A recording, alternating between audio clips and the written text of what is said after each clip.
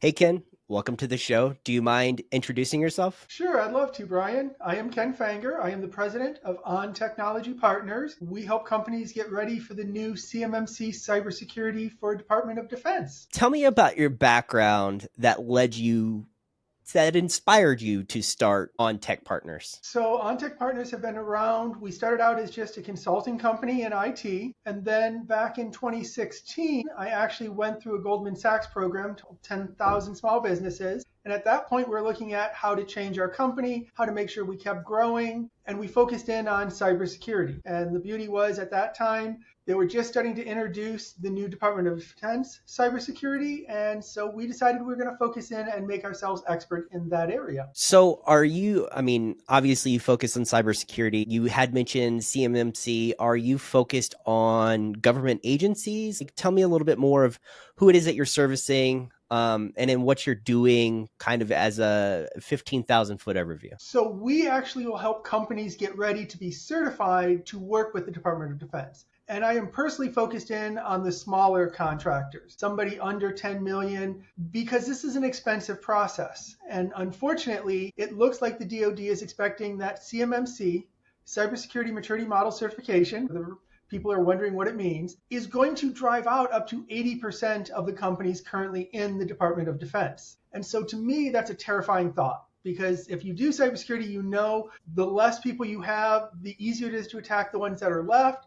So it doesn't create the resiliency you would think. So we're working on solutions that can help small businesses. We actually work with MSPs because if you're an MSP, one of the things that you might find is you have a DOD contractor, you don't know they do Department of Defense work, they get a breach, and all of a sudden you're in front of the Department of Defense for releasing controlled unclassified information called CUI.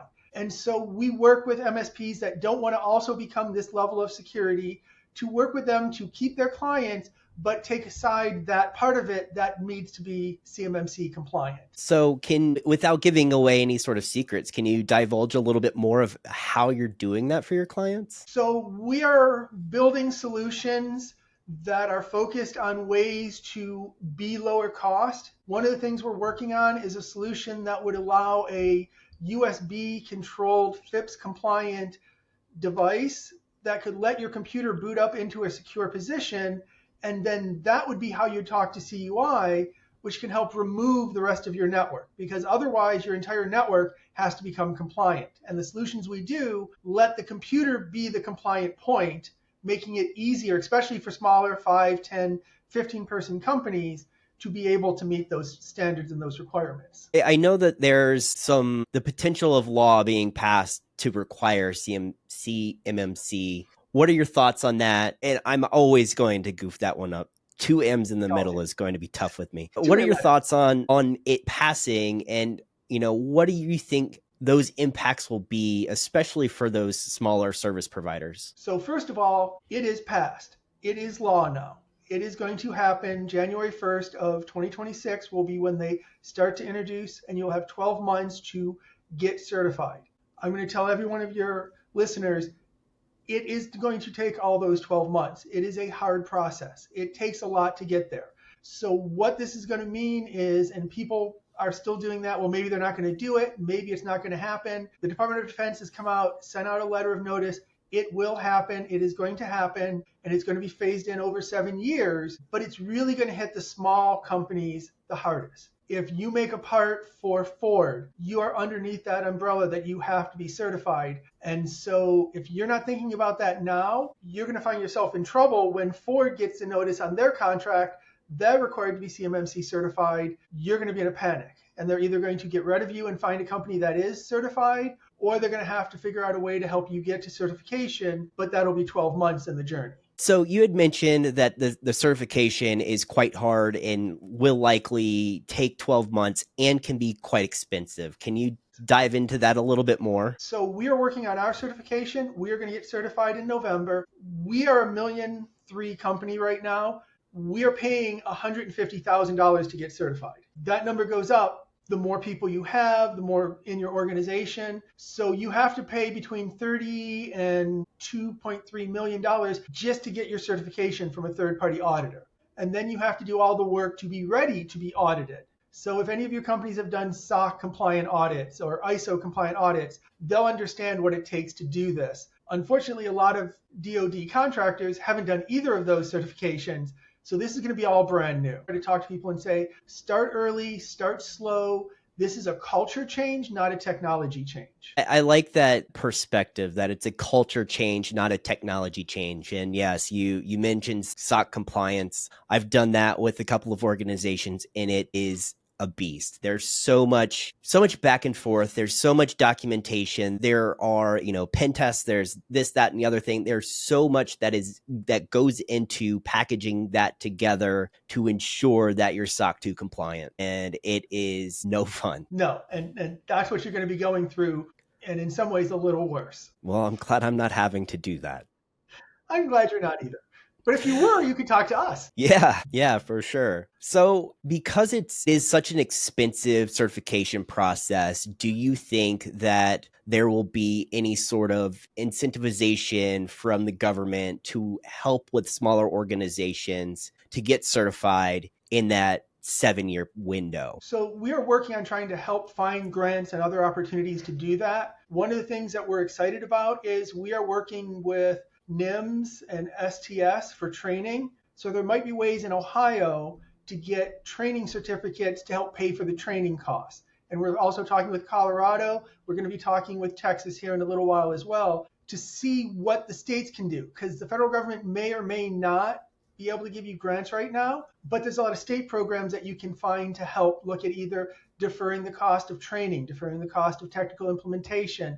So you want to be talking, and Apex, I think every state has Apex, we have Apex here in Ohio, is a great organization to go to have those conversations. What's available? What can you do to help us? How can you get us started? So that's a great way to look, because yes, it is expensive. Like I said, over $150,000 is the minimum budget I'd recommend. We're hoping to cut that number in half with some of the solutions we're doing.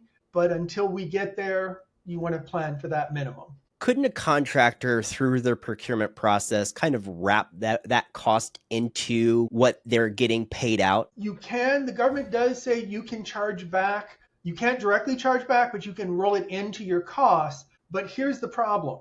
You need to have that. You don't need to have the CMMC certification to win a contract, but you do need it to fulfill a contract. The problem you run into is between the time that you win the contract and you fulfill the contract isn't enough time to get certified. So you pretty much have to be certified before you get a contract, which means you're taking a chance. So especially new government contractors are going to run into a problem. I need to get a contract to cover this cost, but I need to cover this cost to get the contract. And it's a chicken and egg journey. Which one do you do? Do you get the certification, or do you take a chance and then try and get the certification after? And that's going to be a real challenge for people. Yeah, that'll be an interesting problem to just kind of see how that evolves over the next year or two, as you have younger, smaller organizations who are seeking to kind of wrap that cost back into the procurement process, but are they able to fulfill the contract and get certified in the same period of time? And what I'm hearing is if it's a contract that is 1 year or less, that's incredibly unlikely. It is very unlikely. And usually the contracts start within 90 days of award of contract. 90 days is not going to be enough time to, if your company is not working towards compliance, 90 days is not going to be enough time to get to compliance. So it's a real catch-22. So you and we discussed previously some trends that you're seeing in the space, especially around cybersecurity and MSPs. So what makes MSPs tempting for cyber attacks? So, and you want to think about this, and MSPs are facing this more and more. And if you don't have cyber insurance and you're an MSP, please go get it. But you are the gateway to many companies. You could be 100 companies that you have under your umbrella. So if they get into your remote monitoring, they get access to everybody else that you are remote monitoring. So you have become a very high target. They want to go after you. We've heard of the Kaseya attacks. We've heard of a lot of these high-profile attacks. You are carrying a lot of liability. You have to be very careful on your contracts. You have to be very careful on what you do. As I said earlier when I was talking about CMMC and MSPs, the DOD does not care if you have a contract that says I have no liability. If you lose CUI, if you see CUI and you lose it, they're going to say you're responsible. It's your problem. Your contract can't protect you from that. So you need to know what you're protecting, and it's critical that you know that, because if you find out after the fact, as my lawyer says, you don't want to find out you did something wrong in the courtroom. That's the worst time to find out. So this is what's coming, and that's why I'm old enough, I've been doing this for 30 years, to remember when an MSP was just a guy that threw a program on your computer and then made sure your computers work properly. You have to do more security than that. If you don't have a security plan and you're an MSP, you're going to be in a lot of danger. You are going to be a target for attack, and the courts are going to be like, I don't care. So here in Ohio, we have what's called a safe harbor law. And basically what that means is, as long as you can show through documentation, you said SOC, you need documentation.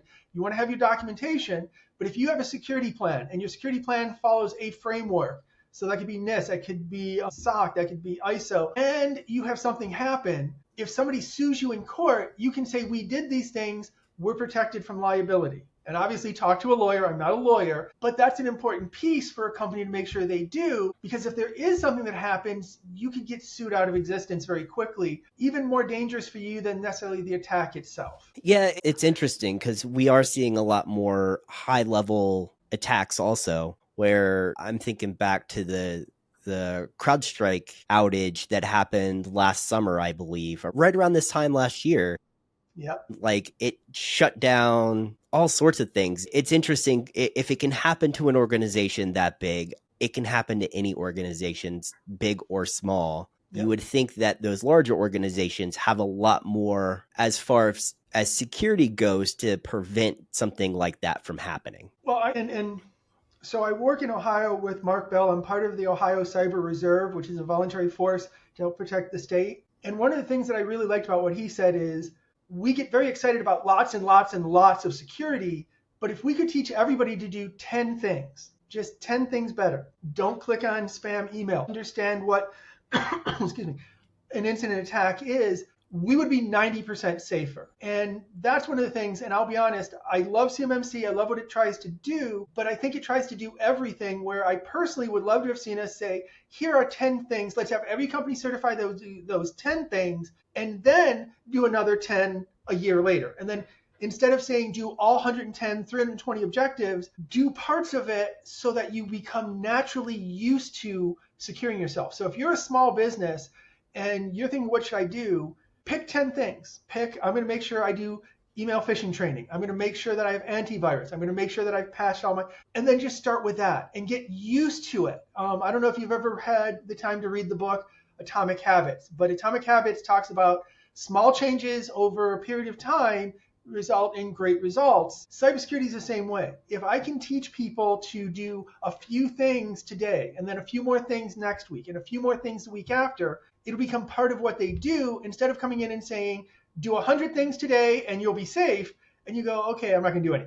Well, I mean, yeah, because it plays to the human psychology, back to Atomic Habits, right? You start with one little thing. And one of the other things that it mentions in the book is habit stacking. So add a new habit to an existing habit. That way there's an anchor to it. And then add another one, and then add another one. And the same thing, right? Like, if you're trying to teach someone something, it needs to start with small building blocks, not here's how to create the entire defense network. It's not that. You have to start with, how you mentioned, the 10 small things. And as they learn that becomes habit. And then they know what to look out for, and it builds good behavior, good security awareness. And now you can build on that as a foundation. Yep. And I talk about a term that I like to coin. I call it cyber friction. And I'll give you an example. So I was talking with a school district, and they had a breach a few years back. And their solution was they implemented a best practice of a timeout on every computer for 5 minutes. And that sounds really good to a cybersecurity professional, but take a minute and imagine that you are a teacher and you're standing in front of a classroom and you're giving a lecture and your presentation locks out. So you got to stop your lecture, go over, type in your password. Then you go back to your lecture, and you do that every 5 minutes in a 60-minute class. That's not really safe. It sounds safe, but it's cyber friction. And we're starting to see that. We are putting so many steps to do something that it stops us from doing the thing itself. And Dr. Adams out of the UK, Open University, is one of the women that I follow that's a master of cybersecurity. And she wrote back in 1990, users are not the enemy, which we'll kind of talk about that idea of users are the weakest link, you can't patch stupid, and why that's bad. But in that, she talked about passwords. And we all talk about passwords and we say, what's a secure password? And I used to work for a pharmaceutical company. And we had a role, we had 26 character complex passwords, and we changed them every 90 days. And that sounds secure to everybody. It really isn't, because no human being can remember a complex password changed every 90 days that has 26 characters and no words. But it didn't matter because that's what cybersecurity experts thought was safe. And from a computer standpoint, it is. I'm not going to break that very easily, but a human can't remember it easily. So what happened, every 90 days before the FDA would come in, I'd have to go to everybody's computer, turn their keyboards over, and rip off the stick-it notes that had the passwords on it. That's a problem. That's cyber friction, and that's what we're starting to face. And I talked about that users are the weakest link and you can't patch stupid. And I've done this presentation. I was presenting to cyber programs for universities. And I had asked them, I said, why is it we think users are the weakest link when human beings have been human beings for hundreds of thousands of years? Shouldn't we be designing systems for the human beings instead of yelling at the human beings for not fitting the systems? But that's what we do. And that's also a problem because the users we are protecting become our biggest enemies because we are attacking them more than defending them. So if I call you stupid, you're less likely to be on my board than if I don't call you stupid and I explain that what happened is understandable. Let's make it better so you can be protected. And I'll tell you, I just had an incident. A friend of mine, he's retired and he got scammed. He got somebody to convince him to put money into a crypto coin that they had access to. And unfortunately, and he sat there and all he did was tell me how stupid he was, how stupid he was, how stupid he was. And I was like, no, these people are good. This is what they do 8 hours a day, 5 days a week. You're good at your job. This is their job. So when we say people are stupid, it stops them from telling us what's happening.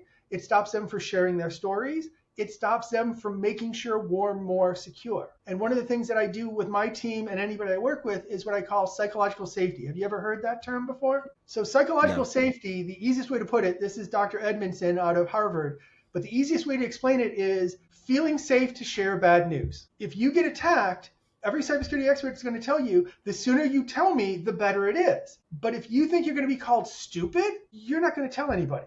And I'm going to tell you this story. When I was doing a presentation for a group of CEOs, I remember one of the CEOs stood up and was really proud and said, we just fired our CFO because he got frauded. Cost the company $180,000. And I was like, whoa, okay. And then I started to ask him some questions. I asked, was he a bad CFO? Did he have a PIP? Was he in a write-up? He said, no, he's a good CFO. Things were going well. And at the end of this journey, he only got fired because of this one mistake. And I said, what does that tell every other employee in your company?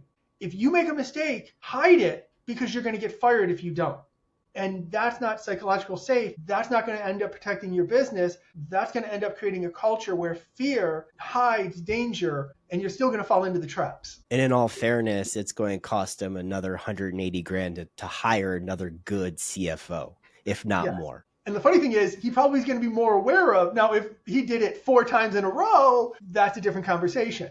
But if he did it once, there's probably structure and policies that need to be put in place, not replacing the person. So you had mentioned starting down the path in cybersecurity about 10 years ago. How has it evolved in the last 10 years? So cybersecurity, and I'm going to be honest with you, cybersecurity was always there. When I started back at British Petroleum and I worked for them. I was a payroll programmer. That's where I started my life.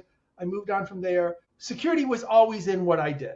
I always had user security, passwords, but over the last probably 20 years, with the growth of the internet and engagement across the internet, cybersecurity has really exploded.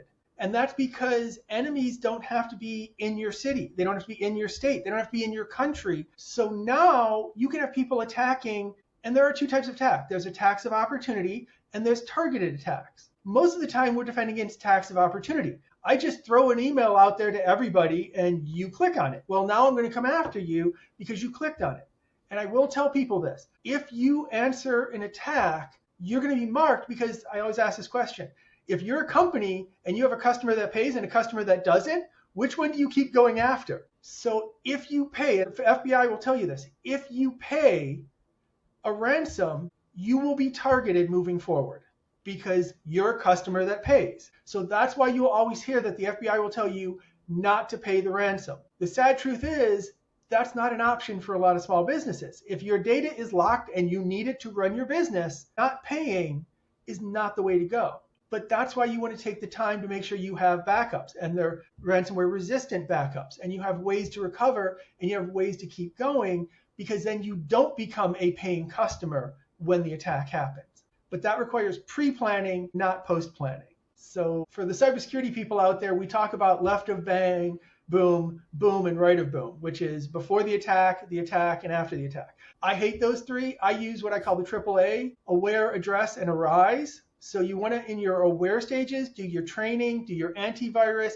do whatever protections you want to put in place so that when you have the address stage, which is when the attack is happening, you want your people to know what to do. So in the case of that CFO, they should have been trained if they get an email that says we need to change your remittance on the invoice we sent you, that should follow a series of processes. I usually recommend if anybody changes bank accounts, there should be a phone call to a known good phone number. And this is critical. Never call the phone number on the fake email because that phone number is going to go to a fake person. But you have this protocol that you do in the aware stage so that during the address stage, the people know exactly what to do. Because when you're getting attacked, that's not the time to try and figure out what you should do. So, and then after that, and I like to call it the arise stage because how do you recover? After the attack happened, how do you get back to both normal and then better? And you want to make sure that's also planned in there.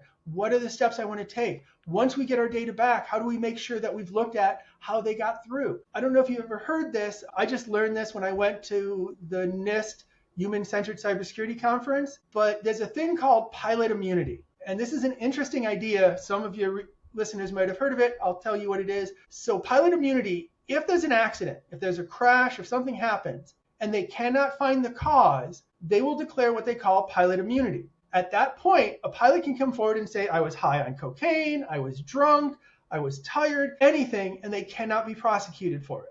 And the logic is you need to know what happened so you can build policies to protect against it, even if somebody did something very bad. Now, I'm not saying any of the pilots are on cocaine. I'm not saying any of that. But that was the example given of what they can say because you need to know. And then you can say, okay, well, now we need to do drug testing before a pilot gets on. Or we need to do, so it lets you figure out, and that's that psychological safety. If I feel safe to tell you what I did, even if I made the mistake, that's okay. And I'll share this one story. We have a financial institution that has over $1 billion in management, and they got a call from Microsoft.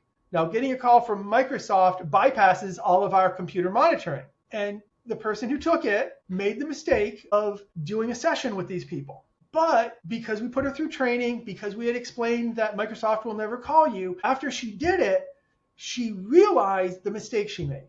And she felt very comfortable calling us up. Now, first thing she said was, I was so stupid. And my engineer got on the phone and said, no, we want to thank you. Because of this call, we are able to protect you better than if we had to wait to see the attacks happening. Because maybe they have a way to get past our security. Maybe they have a way to get past our monitoring. Her call gave us a chance to be able to stop it. So that is what's important. She is one of our best defenses, not a problem we have to fix. And you want to remember that because your team that supports you, if she wouldn't have called us, think how hard that would have been. If they could have figured out a way to get past our security, if they got past our Sentinel-1, our monitoring, our controls, we might not know they're under attack. But she would have known it. And so she didn't make a mistake. She did something human. Microsoft called, said they saw strange activity. They needed her to call. But she also had training, and she knew what to do when she realized that a mistake was made.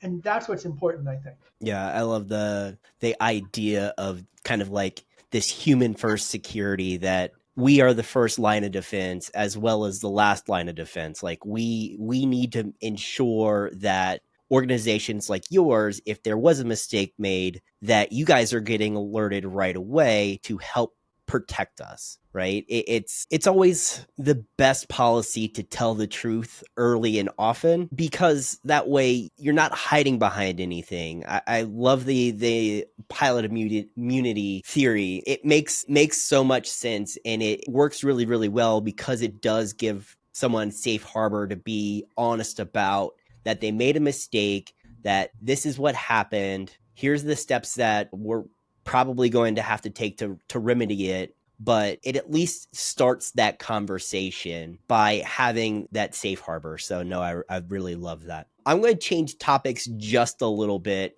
I wanted to ask you, I mean, since you are in security, and businesses aren't without their own challenges, what is the biggest challenge your organization faces in the coming year, and what steps are you taking to overcome those? So one of the big things, and CMMC is a perfect example of this, is security is expensive. And they keep saying we need more security, more security, more security. So one of the things that I always tell people to do is figure out what your risk really is and what are you willing to accept. And one of the ways I suggest people do risk assessments that are not too onerous, because ironically, the risk assessment itself can be too onerous for your company to do. But if you take once a month and sit down for an hour and you ask everybody in the room to put down their 3 highest dangers, then you pick the 3 highest that are most agreed upon and you fix those. And you just do this every month as part of a thing you do, you'll be amazed at how quickly you start to figure out what really is important, what we really feel has value, because that's what you got to do to keep looking at keeping safe. You can't spend all the money. CrowdStrike had an issue. Say had an issue. Those are multi-billion-dollar corporations. Obviously, we can't buy our way out of these threats, but we don't have to. A lot of times, there's simple things that can happen that can make you safer. You don't have to spend any money to patch your Windows computer. You could go every week and make sure it's patched. That costs $0 to do. There are training programs. Here in Ohio, Ohio State has a small business training program that is 100% free. So there are things you can do for free. Instead of always spending money, find some of those free things and then look to implement them.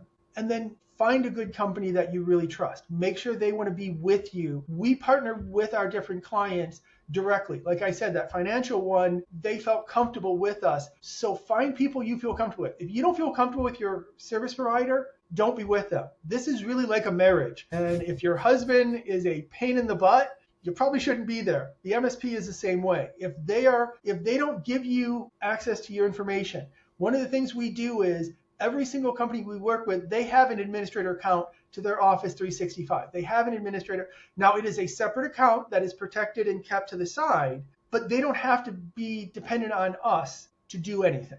They always will have their own ability. So they stay with us because they want to, not because they're trapped. Yeah, I mean, I think that kind of goes back to the whole concept of cyber friction, right? What you're doing is trying to take a point of contention with a lot of potential clients and reduce that friction there when it comes to them being able to self-support in a certain fashion. Yeah, no, that totally makes sense. Ken, I appreciate your time today. At the end of each one of my episodes, I give all of my guests 90 seconds to plug anything that they're passionate about. In your case, this could be on tech, or it could be anything else that you're passionate about. So without further ado, the next 90 seconds are yours. Okay, so one of the things I obviously want to put out there is I do have my book, Relax, A Guide to True Cybersecurity. I like to tell people that is how I screwed up for 30 years and I'm still here. So it is a great read. It's an easy read, but it also tells you steps you can take. So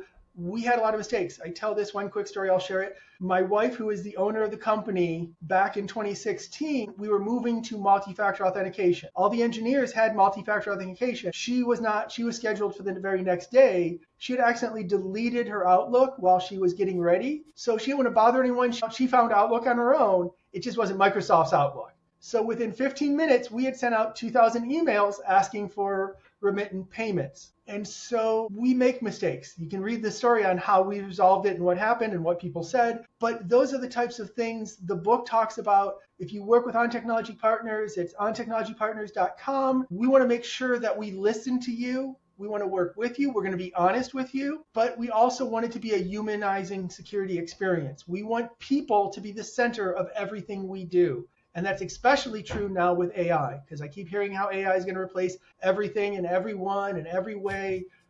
That's not going to happen. I actually talk around the country on AI and what is going to come with it and what isn't. It's a powerful tool, but it can't replace the human. It can just augment the humans you have. And every time we've seen it replace humans, it has been a disaster. And I do want to share this one quick thing on AI. So it was always assumed that users were the weakest link because users could be socially engineered. But now with AI, you can socially engineer artificial intelligence. So now, not only are users the weakest link, AI is also the weakest link for the exact same problem. So I always thought that was kind of funny now that we're so dependent on AI. Ken, thanks again for your time today. Thank you, Brian. It's been fun.